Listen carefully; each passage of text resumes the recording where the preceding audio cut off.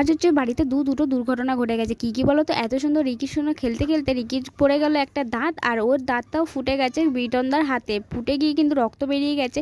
তো এত সুন্দর খেলতে খেলতে কী করে ওরা দুজনে অসুস্থ হয়ে পড়েছে জানি না। তো যাই হোক, বিটনদাকেও তো এখন নিতে হবে ভ্যাকসিন, যেহেতু আমাদের রিকি সোনার বেশি এখন ভ্যাকসিন কমপ্লিট হয়নি, সেই জন্য বিটনদাকে এখন ভ্যাকসিন খেতে হবে। আর বিটনদার সঙ্গে খেলতে খেলতে আমাদের জানি না রিকি সোনার একটা দাঁত কীভাবে পড়ে গেছে। তো যাই হোক, এই দেখো আজকে যেই ডাঁটিটা নিয়ে খেলছে দেখতে পাচ্ছ, সেই ডাঁটিটা নিয়ে কিন্তু মানে ওটা হচ্ছে নিম দাঁতন। কারণ নিম দাঁতন এখন ডক্টর বলেছে ওকে দিয়ে একটু খেলাতে, কারণ নিম দাঁতনে তেতো থাকে যেহেতু। আর ওদের নাকি এখন দাঁত খুব শিরশির করে, কারণ ওদের নাকি পেটে এখন এই বয়সে কৃমি হয়। সেই জন্য কিন্তু যাতে কৃমিটা হওয়ার কারণে ওরা কিন্তু এটা ওটা ছিটতে থাকে, দাঁত খুব শিরশির করে। তো দেখো এইভাবে কীভাবে কামড়াতে যায় সবাইকে। কারণ বিটনদা দেখো রিজুকে কোলে নিয়েছে বলে ও কিন্তু রিজুকে কামড়াতে গেছে, কারণ ওর একটু হিংসা হয় যে বিটনদা যাতে কাউকে কোলে না নেয়। বিটনদাকে ও খুব চেনে।